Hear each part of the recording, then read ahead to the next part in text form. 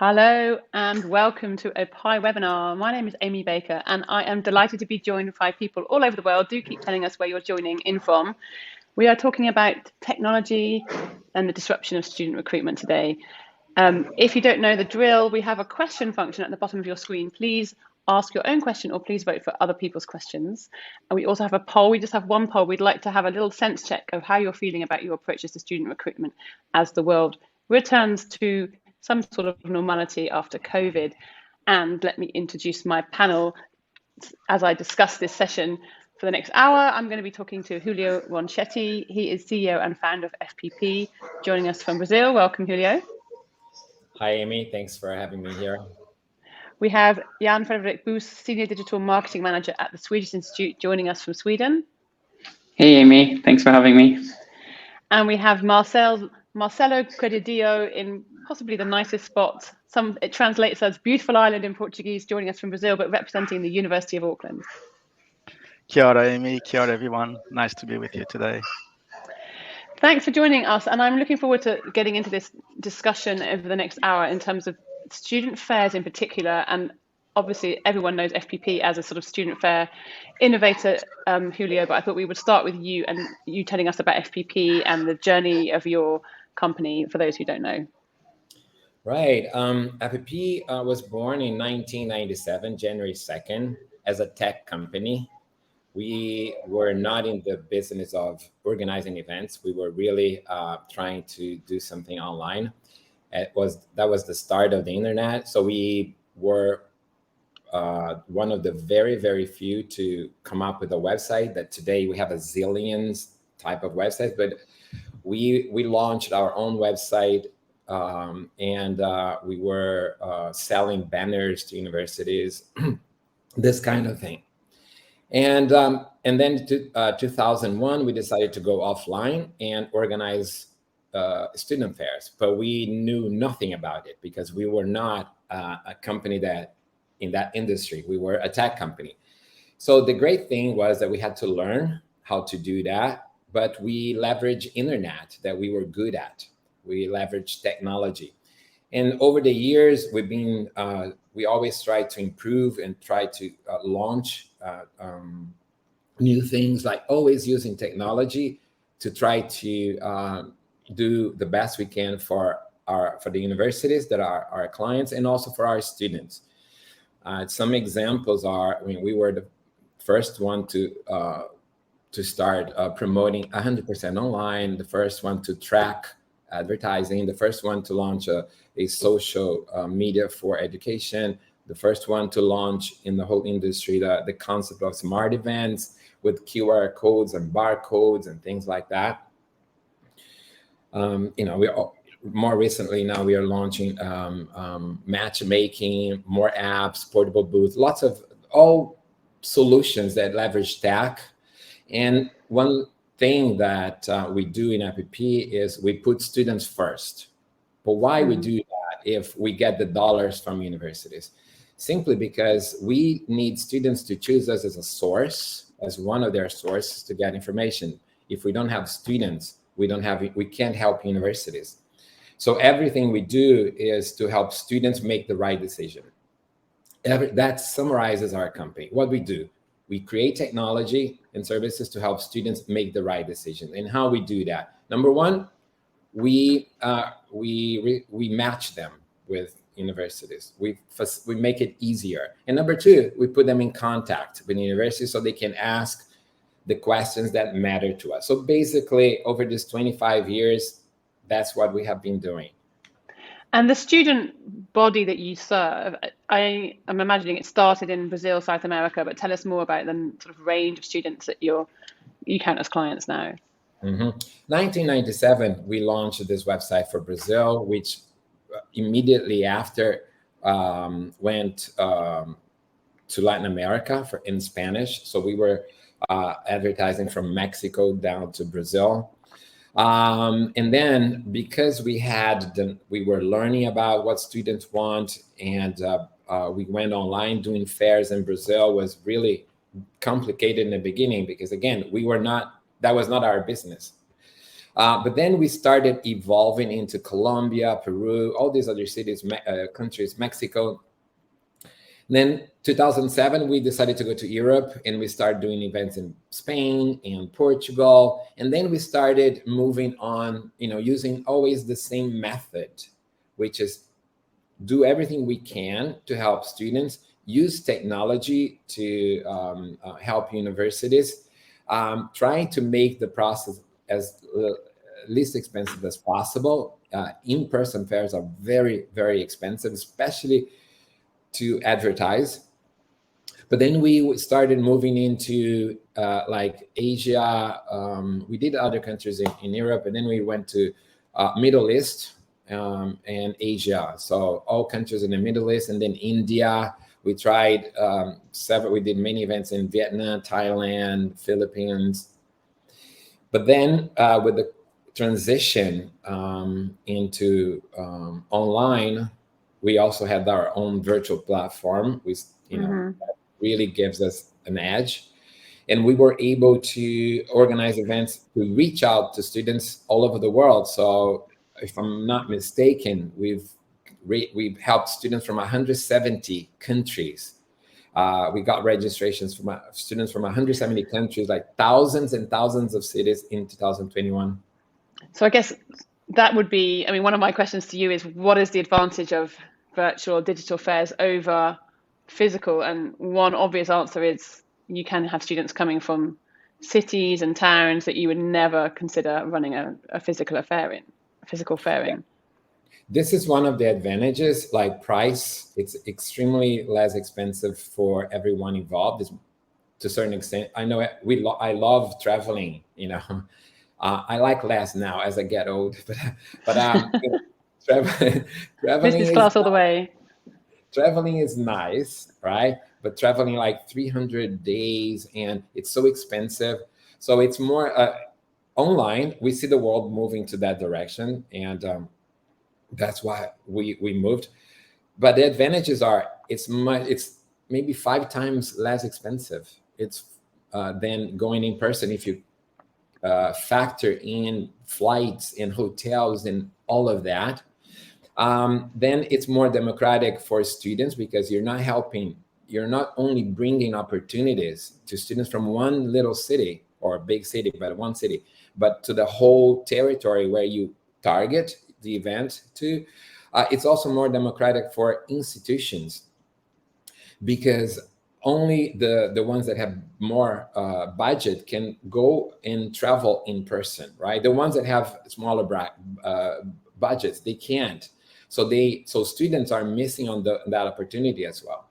So online, it's more affordable for everyone to participate. And I can go on and on with more advantages that we believe, like data tracking, many things. And we're still in its infancy, right? We're still every semester we learn a lot, and then we try to improve the systems that we have, and we have versions to come next year of everything that we do. It's it's an evolution, but given that I think I spoke to you maybe 9-10 months ago, and you had just made the decision at FPP to be virtual only, do you still sort of stand by that decision, that that's the future of digital recruitment and FPP?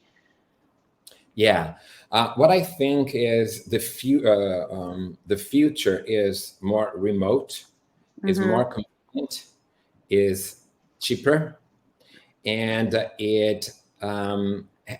the way I see it, and the history has shown, and that technology drives costs down, number one, and then also it tries to eliminate the middleman, and it tries to eliminate the scammer. Like if we go back in time, like my story, 1986, I applied for medical to study medicine, and I was not accepted. It was a little thing there, and that was great. I think I would be a terrible doctor. But I decided, okay, I'm going to do my dream. My dream is to study abroad, right? We are humans. We have to explore. This will never change, my opinion. That's why America exists, because Europeans decided to explore, right? So we are humans, we like that. So I said, okay, 1986, I want to study abroad. Where do I find information? I don't know. Let me go to, I had to go to a telephone book, Yellow Pages. And then I tried to figure out where to find information. I finally found there was an agency. And then I went to the agent. I bought the course February 2nd, 1997. I was landing in London, right? And it was great. Then fast forward this to the 90s, 94, 95. What we had the internet coming, right? Amazing. Now information is available, right? Mm-hmm. Everybody has information. It's a static page, read only, but it's information. So it democratized. Now the information is not in the hands of one or two or three. Anybody that has an internet connection and a computer could access information. Great. So that was the first hit on intermediary, right? All types of intermediary. They many died, but what happens? Some pivoted and started leveraging what you couldn't go against, which is the internet. Every time we try to, my view is that every time, or most of the time, you try to resist, to fight technology, you lose, right? Because this is it. So, okay, now we have information. Now, all the information is there. Great. Then we fast forward to the 2000s, and then we have Web 2, the second iteration of internet, right? So what is different? Now, pages are not static anymore. Now you can interact with one another, and you have e-commerce. Now, wow, you can buy a service with a credit card. Amazing. What happens? You started seeing disruption. Companies like Amazon, the largest ever shopping mall, appears. And what happens to the other business? They die. Lots of small little town shops, they die. And this happened with many other along the way. Like you see Netflix, it disrupted the video rental blockbusters, Uber, what's it doing with taxi. Anyway, so the internet, the Web 2, the internet 2, and with the explosion of the cell phones in 2007, it made all of this possible. And what happened? We had social network also coming up. And as we were able to share information, that was the first hit on the scammers. Because now I use a service, I don't like it. I tell the world, don't go with that company. So that made scammers, dishonest people that say things they don't deliver, they had a bad time, right? And that evolved. And now let's fast forward to today. Also, like online banking, if you think online banking, what happens? Banks didn't need branches. What banks did, they started closing the branches, selling property. It's insane how much money they saved. So technology kept driving costs down. When you go to Netflix, all the streaming, well, it's so much cheaper than renting videos, right? I can watch all day long videos and pay a fixed price. So the intermediary, the middleman is suffering, the scammers are suffering, the dishonest are suffering, and now I'm driving costs down. Now fast forward to today. What we have today, we have Web 3. Oh, what's a Web 3? It's decentralization. That was going to be my question. What does Web 3 bring for student recruitment? Web 3 now, it evolved, and it's going to hit hard intermediary again, but the big corporations, right? What I mean, banks are going to suffer. You now, through blockchain protocols, you can, first of all, it's trustless, meaning you don't need a middleman, right? It's a protocol. The protocol doesn't care if you're white, yellow, black, green, whatever. It will do what it's supposed to do. The commands, right? You want this? Give me this. I give you that. Boom. And then it's permissionless. So it doesn't mean, it means I don't need a government to allow me to do this or not, right? And also, besides this, hitting the middleman and decentralizing all types of things, it brings ownership. Now we will finally be able to own part of the internet. because when you have a cryptocurrency, right, you own part of what's being done. Also NFTs, because you can own your identity. So how does this, I mean, it's really interesting. How does this change the mindset of the tomorrow's digital consumer in terms of student recruitment? Okay, it's you know, if you see the curve, first you have the early adopters, then as time goes by, people start, you know, if this is going to be really a trend, people are going to adopt and so on. In terms of this business, I think the middleman is going to still be continue to be under attack by the evolution of things. I think there will be fewer middlemen, right? And they will have to really evolve and add. I mean, they have been the ones that survived. Because before, the one that I went to, it had. Why did I go to? Because they had the information. Then information was available. So how they survived? They had to add service, value to what they were doing. So as time goes by, every business wants to survive.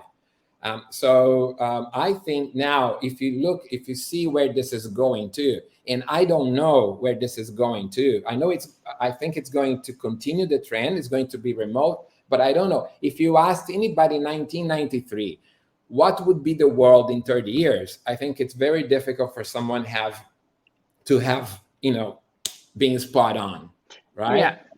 So but you are riding that technology horse in terms of the way you develop your business. It is interesting. I want to come to Jan and Marcelo to see how they, as the institutions trying to recruit the students, are negotiating this. I also want to flag up our poll. So we do have one poll. I'd love to hear what you guys watching think about student fairs in particular and how your approach will change.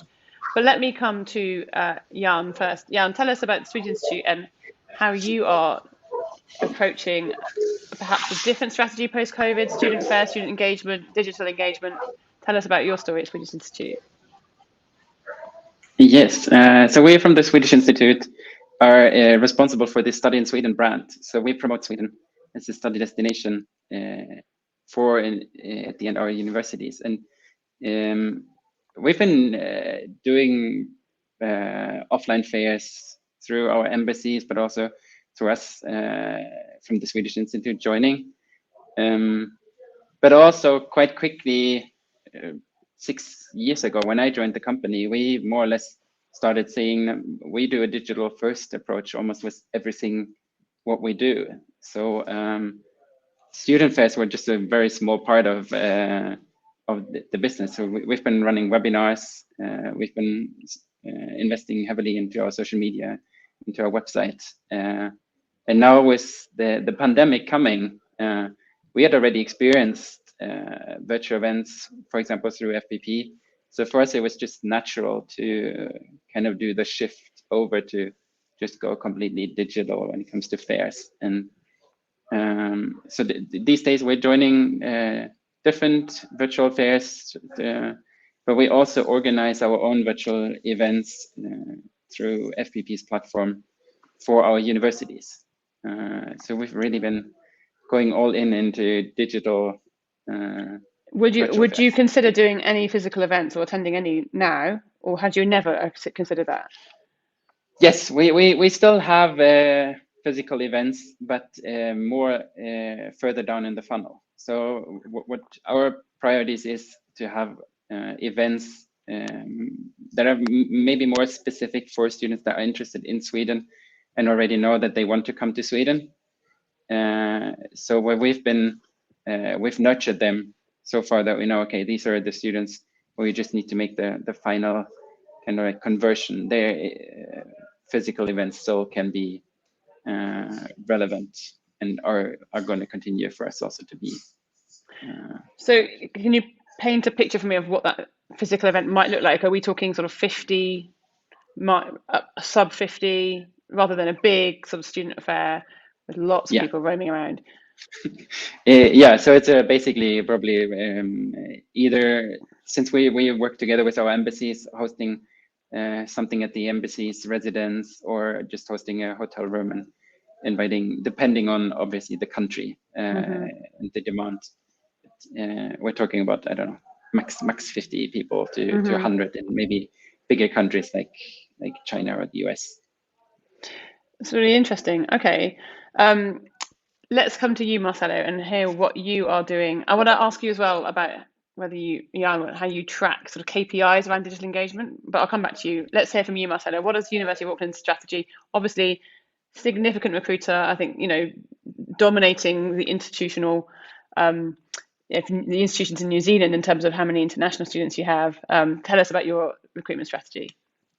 That's right. Yeah. So, yeah, it's this conversation is very interesting, and I was thinking of when Julio was talking about Web3 and the future and the evolution. I think one aspect that we always take in consideration is the fact that higher education is still what we call a high risk purchase. So it's not like renting a movie or purchasing an item on Amazon. So it's something that probably the family would do that once for maybe their single child. So it is a high risk purchase, and there's a lot of anxiety there. And that's why I think I think technology is helping us to definitely deliver more relevant information at the time that the student needs that information. So Jan mentioned about the stage and engaging with students later down in the funnel, and it's a bit what we are doing. So we started doing virtual events from webinars probably, I think, 5 years ago. We kind of started doing that more. We have that challenge of we can use all the technology and do amazing things, but if our customers, if our students are not keen to attend and to be in that, use that that media to to engage, that's an issue for us. So we started doing webinars back, probably 2017, I think. But obviously with the pandemic, we simply had to flip everything and do 100% virtual. And the good thing is that we were prepared. We had our systems, our CRM and marketing automation ready, which was fantastic and very helpful. So to give you an idea, I think in 2020 alone, we attended 400 virtual events, attended or delivered 400 different events, which is Really? something, it would be impossible to do that in person, right? Traveling. So this just shows how amazing, it can be. And it for us, it plays a very important role in our diversification strategy. Again, back to what Julia was saying about democratization and inclusion, being able to talk to students from anywhere in the world and give the chance for them to shine and to talk to us, learn about our programs, and eventually change their futures. This is amazing. This is something that we can't go back. So we are definitely committed to continue with these events. But I mentioned more than 400 in 2020. In 2021, interesting enough, it was up just about 350. So it was a smaller number of events. We kind of started being a bit more selective with the opportunities. One factor important to mention here that Julio has been talking about middleman, and which for us mainly would be our education agents who play a very important part in our business. So they obviously flipped to virtual, and they started promoting their own events, and soon they realized that simply open a Zoom and running a session was not enough. So they realized that it was about bringing students in and running strong campaigns, and then the cost for those events also started to rise, and they started to run less events. That's what we saw in 2021, which was great. So the market was adjusting to that. And then it was our time to realize that we could also do better in terms of an experience to students. So in 2021, we launched the International Open Week, which was basically a whole week of international of virtual events to international students from undergrad, postgrad, bringing stakeholders from across the university, academics, running guest lectures, information sessions about specific programs, and one-on-one interviews for students who are ready. And through the technology, we were able to track from the very first moment that they engage with us on the website to the moment of the event. We could tell, what stage they were, how much information they have consumed with the university, with our, platforms. So we could select and invite those students that were ready for the one-on-one sessions to those interactions. So it was really, really, really interesting for us to see that. It was very successful. We tracked application. We can track everything, right? But I was going to say it is really interesting. But have you compared conversion, let's say, International Open Week? How many conversions by the end of that week versus a series of student fairs, maybe in country? Have you compared conversion? Yeah, we because we didn't have a base really to compare. It's a very different environment with COVID, everyone at home. So we thought that the best way for us to see was create this baseline. We set targets, KPIs for the event, and we obviously exceeded all those targets. But most importantly, we could see, we could track again from students that attended and which session. We had 50 plus sessions during that week, right? So we could see what they've done, and then we could track the applications coming through. So it was, compared to other events, you don't know what stage students are in their international student journey. So it was hard to tell, but in this one we could see and we could track. So it was a good one. Yeah, it's really interesting. The next question which occurs to me, the sort of obvious next question, is what is good? I mean, so fair is a broad ranging term, and you both mentioned webinars, but there's so many different ways you can interact online. There's virtual, I did a webinar just about virtual reality tools, which was pretty cool, but there's meet a professor, there's chat to an alumni, there's engage with someone at a booth virtually. I mean, what would you say at Auckland has been particularly sort of well received from students in terms of sort of offer? Yeah, no, it's a very good question, because we were also asking that question, 2 years ago, like, oh, what should we deliver? What should be what is more effective? And in fact, all these interactions are important, but it all depends on the stage that the student is in the journey. If they're in that early stage of exploring, we need to raise the awareness about the programs and the academics and even New Zealand. Auckland is from New Zealand. It's not it's not UK or US or Canada. So it's a smaller, more niche destination. So that kind of interaction is very important at that stage. But then as you move further and they are ready and they put us already in their decision tree, like where they're shortlisting Auckland or shortlisting New Zealand, then we can attack with other tactics. All right, great. Can I ask you, Julio, and Jan, the same question?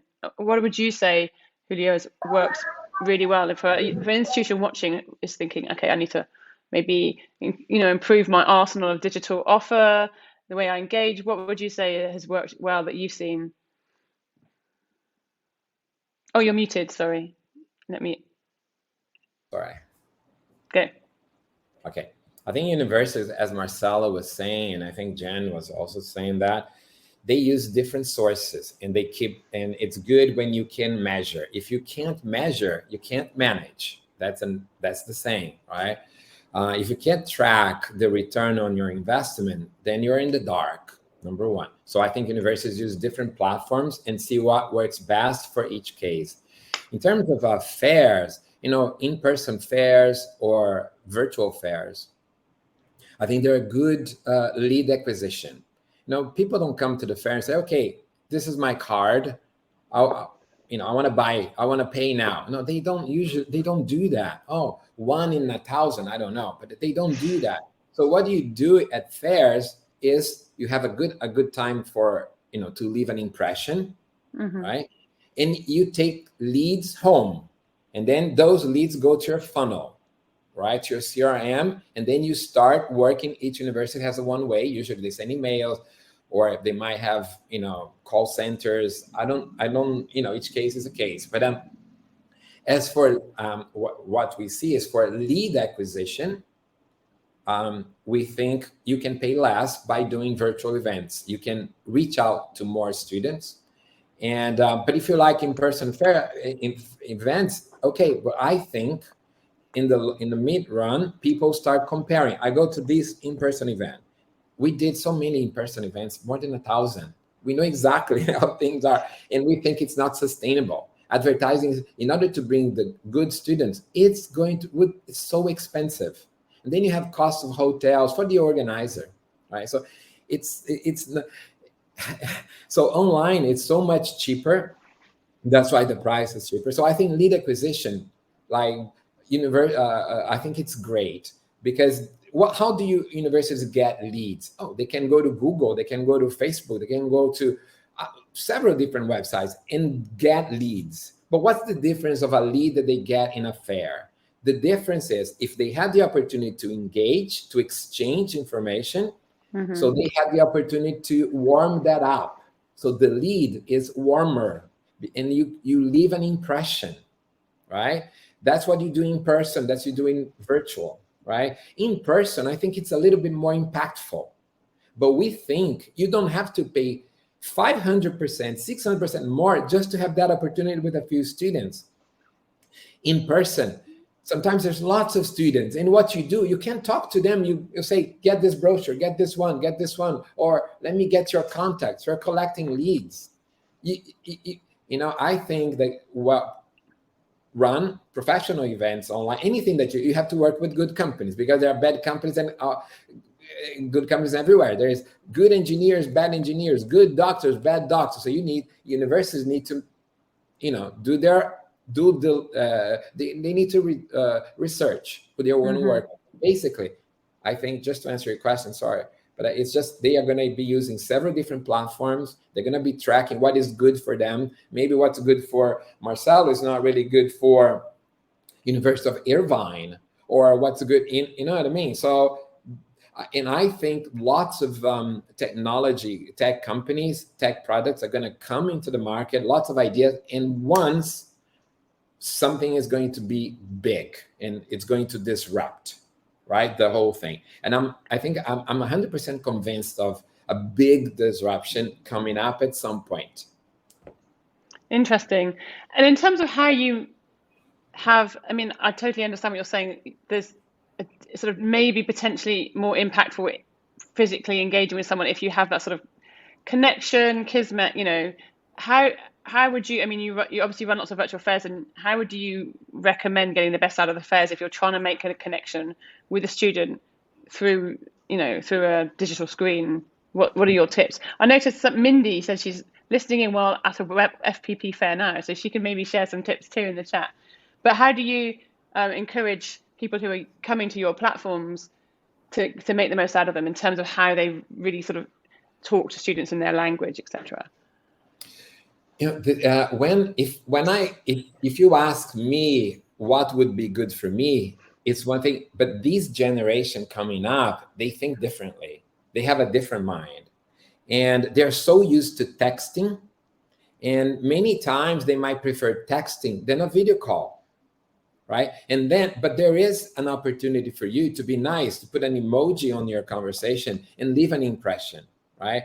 The thing is, when you go to an in-person fairs, and I've seen this so many times, there are lots of students coming in. You are able to sit down and talk to one student. Maybe that student that taking your time is not really the best student for you, but you're spending time on that student and leaving an impression. But unfortunately, that student is not going to it's going to become your student because he can't afford, right? So so it's the same when you are online, but it's in person. There is this energy, there is all these things. We are working on our new platform to get more, to try to bring the vibe as well. But it's another conversation. So when you are doing, when you talk to these kids want to have their answers responded, their questions answered immediately. And I think there is an opportunity to leave an impression there. And So basically, yeah. Yeah, that's interesting. Yeah, and I'll just come to you as well, because I'm sure people watching would like to learn from experts. Yeah. I mean, I think what just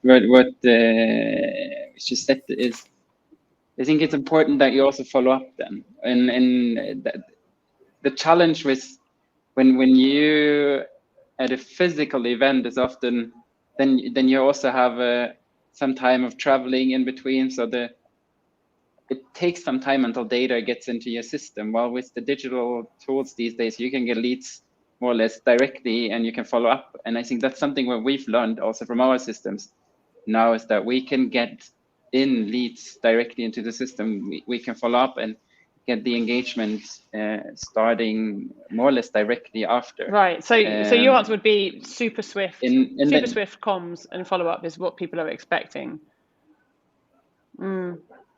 Yeah, I think Julio mentioned before, is you chat and you want to have an immediate answer, and if you don't, then you've almost probably lost that lead. That's how the generation these days work, that they want to get in touch when it's their time to get in touch with you, not when you maybe have the time. So it's really important to kind of like meet that. And their virtual events can be perfect because you can quicker engage in with several people at the same time. And you don't have to. Yeah, it's interesting. Julio, I feel like this is a great opportunity for you to mention your virtual booth. I think is that what you call it, a portable booth? You've got a platform for institutions who are looking at doing both, which I think is. Let's have a quick look at the polls and see what people are saying. Thanks. Yeah, a couple of people saying return to business as usual. Some will maybe limit fare to where we have in-market presence. But yeah, it sounds like most people are planning on doing a bit of both. Yeah, we are in the middle. This is a transition, right? And I think people are going to see what's good for them, right? When I was trying to explain the other thing, like with technology, we are like with the matchmaking thing. What happens when students go to an event? You don't know which one. You go by the brand, right? If you have a not so good brand, you might not get students at your table. You might talk to students that you don't have what they want. Technology allows a matching that optimizes time. So I go to the tables that have more things to do with what I want. So it's good for the university, good for the students' time. But the portable booth the idea is the same thing that we have in our events, to allow universities to use that in any other way. Some universities are asking us portable booth because they don't want to use Zoom anymore because there's no engagement. And with our technology, they are able to engage on one-on-one. They're able to engage via broadcast or via group chat. So they want to have the portable booth in their website or in their email signature or in an ad they do on Facebook or Instagram. Or they can also take the portable booth to an in-person fair. So instead of carrying so many different brochures that eventually they're going to go to trash, most of them. And it's expensive to produce. It's expensive to carry, to send. So you can have some brochures at your table and you can have your portable booth, which is like a QR code. The student just face the cell phone to the QR code, enter their name, email. You're already collecting that lead, right? And the students have all your brochures, all the information they take home, digital, more sustainable.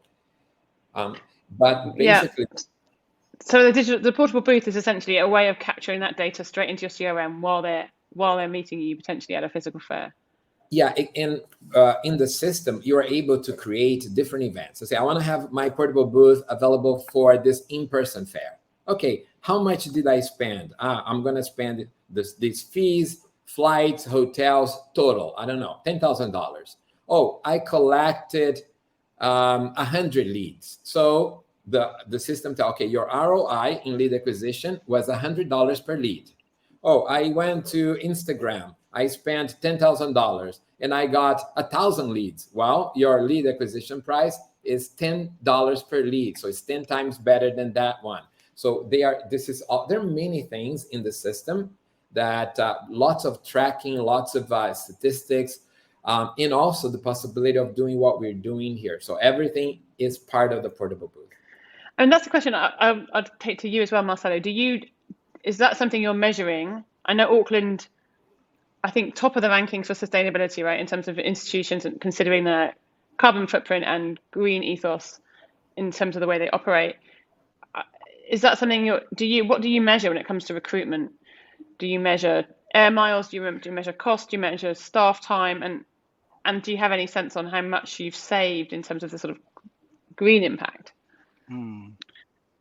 Yeah, we're currently looking at this because, as you may know, New Zealand is one of the last countries to open post COVID, or if we can say post, but it's our team is about to start traveling again.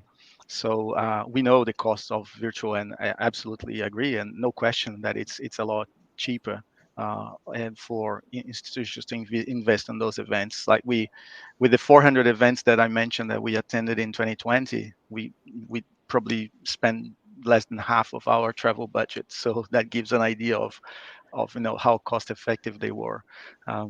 But in terms of sustainability, you're very right, Amy. For the University of Auckland, this is something very important. And just now, the university is reviewing its travel policy, not just for recruitment, but for conference for the academics to travel. And there are some very strict rules on how the approval process for trips. So it's no longer you there's an opportunity and you go and get it. It's a lot different now, and it's all about the impact that we bring to the environment, but also how we can do things better. So we're working on this, and there are new policies coming for staff. Do you think there are some students who, and maybe there are, and they just are fewer than the students you can't reach otherwise, but do you think there are some students who really still want to be able to go and meet someone in the flesh and talk face to face? Yes, absolutely. So I think the question here for us, about the trade-off of technology or in person, we think, and from our experience, we see that particularly undergrad students and those that the family, in those cultures that the family is still heavily involved in the decision, they are more risk averse, and they that's the part that technology, I think, still has a way to go in terms of creating special interactions, ways to interact, but also culturally the families are evolving. It's all about how we adopt technology. So probably 5 years ago this would be just not a question, even a question, because it would be unimaginable. But now we are talking about this. So I think what miss is the personal connection for families, to make that difficult decision and trust that they are sending their kid to the other side of the country, the world. They want to make sure that they are they have someone there that will look after them. So again, I'm talking about undergrad students. So that's the kind of thing that we see from personal events. It's still very hard to see an opportunity to have that kind of engagement in a virtual space. They ask questions, we exchange information, but you don't you don't have that chit chat. Sometimes it's the conversation about the lifestyle or about how I do with my kids in New Zealand that will make a student, family decide. So yeah, I've just turned to our questions, and I'm timestamping your response, because one of the questions we have is, what do parents think about digital events? It sounds like what you're saying is in some countries it's not enough for them. Yeah, that's right. I mean, it's cultural. Right. I mean, I take the same question to you then, Jan. Given that you have a very much a digital first approach, you're saying maybe you feel like that's in line with Sweden's brand, digital economy. I don't know, but yeah. How do you get over that issue?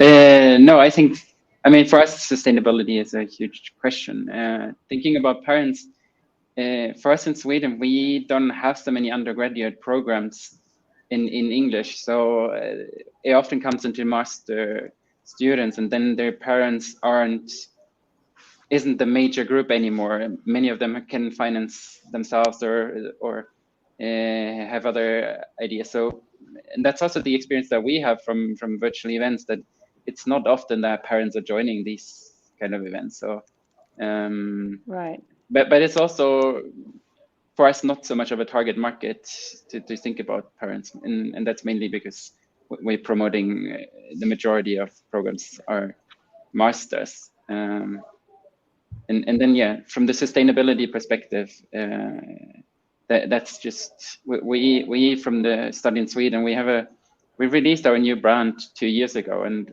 one of that is that we want to empower students that want to change the world. And that's kind of also like we can't go and travel for 2 days to attend the meeting or to attend the fair in Brazil for 1 day. That's just not in line with our brand. And do you also measure the number of air miles used, the sort of money? What do you measure when you do some in-person focus groups, whatever? What do you actually measure in terms of when it comes to ROI? I guess that's the the other big question is what is delivering return on investment. We don't. The travel budget for us is a different budget than our marketing budget, so it's not like I think for most of the organizations. So we don't have it so much into the cost thinking, but we do have it in our. But we look into first stage admitted and students to our universities, but also how much do they interact. If we look in fairs, it's often top of the funnel. So how much do they interact with us in the future? So how much impact does this fair do? And we have, similar to you guys in Auckland, we have been spending quite a lot of time in events in 2021. And this year made the decision to kind of like focus on those events where we saw a bigger impact.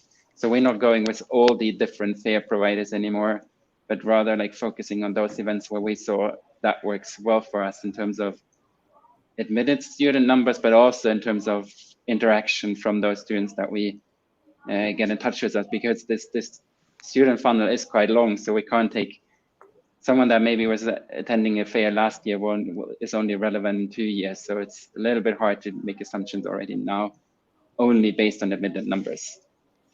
Okay, thank you.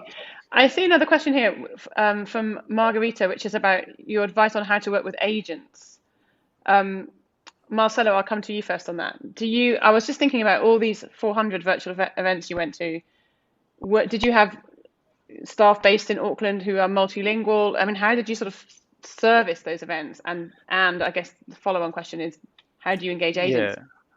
That's right, and that is also connected to the sustainability question, because one of the things that we did is we've been increasing our in-market presence with regional managers in country, which also help us to address the travel, because they are locally, so they travel less and they're able to cover those events. So that's something that we are doing. But particularly for agents, again, the in-country reps are working closely with them, supporting them. Auckland works with a quite limited number of agents. We made this strategic decision a few years back when we realized that we wanted to have a committed small group of agents that we can deliver a high level of service. As the the top institution in the country, we have huge demand, and it would just be impossible to work with every single agent that approaches. So with agents in mind, and now talking about virtual, this is one of the things that we did last year. So with the International Open Week, we created a campaign with all of our agents and allowed them to promote the International Open Week. And for every student that registered through because we can track their campaigns, right, with the tags, they received a ticket, and we ran like a competition among agents. So we brought them into the event. We had sessions about how to choose an agent and the service that they provide, and we encourage them to promote, and as part of this kind of competition, agent competition. That was really effective, and we had 5 winners on that campaign spread across the world. It was really a good way to engage and have them bring them as part of this journey, which was really cool. Because for us, Amy, it's agents are still very relevant, and we have more than half of our students coming through agents. So it's around 55% of our students come through agents, which is actually smaller than the average in Australia, for example. They are around I think 70, but still 75. very important channel for 75. Yeah, so it's a very important channel for us. Thank you. Julio, I mean, can you speak more widely to how you obviously have institutional clients globally? How else do you see agents being incorporated into this ecosystem that you've built? I think just before, and going into this, your question, but just addressing what Marcelo was saying, I think what we can translate that, somebody's not going to buy a course, which is expensive, like for undergrad, from somebody I'm meeting online or in person. I think what it comes down to trust, right? How can I get the person to trust me, right? And then you say, when I'm in person, it's easier. I can go that chit chat, the word you said. Number one, fairs what they are lead acquisition. They're not agents. Like when you come to a student fair, that you work with, what they do is just like what Facebook does or Google does, is to generate leads and give you, but more than that, gets you the opportunity to warm it up, right? To leave an impression. And so if you are in person and if you're online, you may not be, it depends on the person, because you may be able, you can talk to me in person and maybe I'm not good enough to get you to trust me in person. Maybe it's worse, or online. So the thing is, if I go to Audi cars, I buy an Audi from the Audi website online and I pay, I don't know, $50,000, right? Because I trust. But it will come down to this. We are launching our app, which will enable students after the fair to talk to their parents and, hey, Dad, I spoke to this school, I like it, so let's make an appointment. And then they will be able to make an appointment with the rep from that school and have a conversation like this.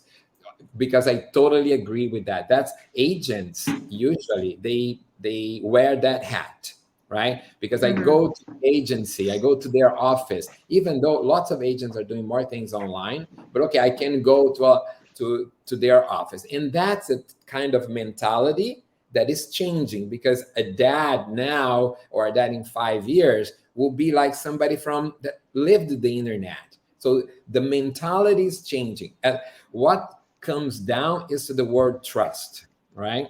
Yeah. Can I trust the person I'm talking to or not? And for me, it doesn't matter at some point. It doesn't matter if you're online like this or if I'm in person. So what was the question again? The question was, how do you see others involving their agents within the way they engage directly with students? I think agents, because since from the beginning I said agents are being under the middleman. Sorry, they're under attack. Look at travel agents. At some point, airlines started, okay, I don't work with travel agents, I'm going to sell my tickets. But then Expedia came up. So it's a different type of middleman, right? So I think agents, I think it depends. Some universities, some institutions are highly dependent on agents, right? There are benefits and advantages and disadvantages. I think each one will work what's best. I think it's a mix, right? And some agents are really good, do a good job. What I think is the trend is to have fewer middlemen, fewer middle agents, middleman in all aspects of society, right? And at the point that, but I think the way it's interesting that you say that, because we have written a lot about the rise of the aggregator and the potential that means in terms of actually empowering the sort of agent position in the marketplace. It will, there are many perspectives. I'm telling my perspective. Other people have other perspectives, right? My perspective is the history. As I showed in the beginning, the trend is to eliminate the scammers because we can share information. People that don't do what they say, they don't tend to have long life, right? And also because of the centralization of things, and more information is more available, so tends to be more complicated. Agents need to really add a lot of value, and it also agents have costs that they need to deal with. It's a business. So I think it's really up to the university. I mean, they will. It's in what's right today. It's not going to be right in 2 years. What's right today was not right 3-4 years ago. So we are completely, in a changing environment. We definitely are. I also do want to ask you about the metaverse, but first, I'm looking at our questions. I want to come back to Jan because I want to try and squeeze. I'm aware we are running out of time. I have just 5 minutes left. But a question here from Margarita, which I think I'm going to address to you, Jan, if that's okay, is how can people from one country, institutions from one country, I think the question is, collaborate on recruitment? What does the study in the UK section look like digitally? Yeah, I mean, it's kind of like what we do for the Study in Sweden brand, and it's quite easy for these companies like fair providers like FPP and their platforms to group countries based, or like group universities based on country. And I think our advantage from the Study in Sweden brand, we have quite a good brand value, and we have a good collaboration with the universities. So they do share these, and that's a way of how you can make sure that you can still have a unified look and feel, which is especially for us in Sweden. The smaller universities, they live from the brand Sweden. They are not known universities, but then Sweden is more known as a country. So if you can then take benefits out of how you can promote the country Sweden and have maybe collaborations there, so that can be quite beneficial. And typically, when you digitally exhibit, how many institutions are there with you, or are you generally have institutions there too, or sometimes you do it on your own? We often, when we join general fairs, then we are most of the time on our own, though there are often quite a few other Swedish universities also joining. And our initiative is then to try and like market all of the other universities. If we think about our own events, when we do our Study in Sweden fairs, then we have 25 Swedish universities joining, all under a Sweden branded fair, which is obviously quite beneficial for the universities, because then they know there's only students coming that are interested to Sweden. Yeah. So. Okay, thank you. I think that answers it. We have other questions from the audience, but I do want to talk to you about the metaverse, Julio, because we did put that in the topic of this webinar. Yeah. How do you see the metaverse impacting your sort of tech, soothsayer? So how do you see that changing the way we will work? Because nobody knows exactly. What's metaverse? Metaverse is going to be several different online universe which will be connected to the real world. That it's going to be interoperable, meaning I have something here, I own something on this universe, and then I can use that in the other universe. And the metaverse will be something that we're going to be immersed in. So you see now people living, selling parcels, places being built in the metaverse. So what everybody saw last year when Facebook, Mark Zuckerberg talked about Meta, they even changed their name, how the people are going to, today, what happens is today, we already live online on our cell phone. We use it all the time. So this is going to be more, we are going to be immersed in it, right? Instead of having a 2D, it's going to be a 3D kind of thing with augmented reality together with artificial reality, virtual reality. We're going to wear gadgets like goggles or whatever to be immersed in. customers are going to be there. If customers are going to be there, this is going to be one area for universities to go in, right, to find their future customers. This is like the very early days, but it's interesting to hear you describe how it might evolve. Let me take one more question from Helen. I think we can squeeze it in, which I think I'm going to come back to you. I mean, the question is, you, Julio, but the question is, how do universities market digital events like these and reach new students?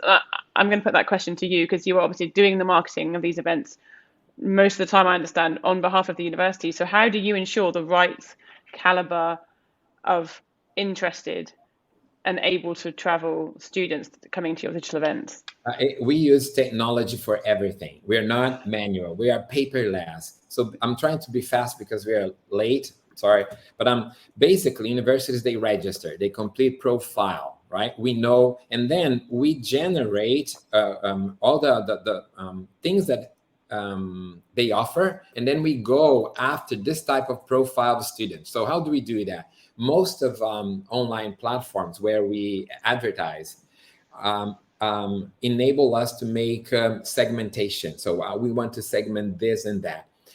Lately, Facebook or Apple made our lives more difficult, everybody's lives more difficult, because it's not possible to track exactly what we want. But basically, what we do that. So we bring students to our website and we say, guys, great, we are here to help you, right? So help us help you answer these questions. So we ask them for their preferences. And then our algorithm run a matching between the universities that we already know because they provide the information with what students want. And then we tell students, hey, these are the matching. Oh, this, we have nothing for you. Sorry, we don't recommend you to attend. Or you have a matching 89, 75%, 72. So that also makes students more interested in coming. And we give them the opportunity to research the universities before the fair. We ask them, some do, some don't. It's up to them. But that's how we help them. We match them and we put them in contact. So if they can do their homework before the event, they have the time to ask the right questions that matter to them. Everybody has a unique story, right? Maybe one student is interested about learning about dorms. The other one's about what social life, so they can ask the questions that they want. So that's what the fair is about. And that's how we use technology. After that, everybody will have an account with our app and they will continue conversation. Universities will be able from the time we launch our app, to continue leveraging the fair time over a year. I mean, I could say more and more. Yeah, no, that's great. That you could say more, I'm sure. We could do an hour, just you and I, Julio, I know. But we are at time, and I'm sorry if you did ask a question and we didn't get to it, but I'm sure you can click on the green button below and find out more about FPP and talk to Julio directly, or Jan, or Marcelo. Thank you so much for sharing your time and insights with us, and good luck in the post-COVID world. And I'll see you all soon at a future Pi event. Thank you. Thank you.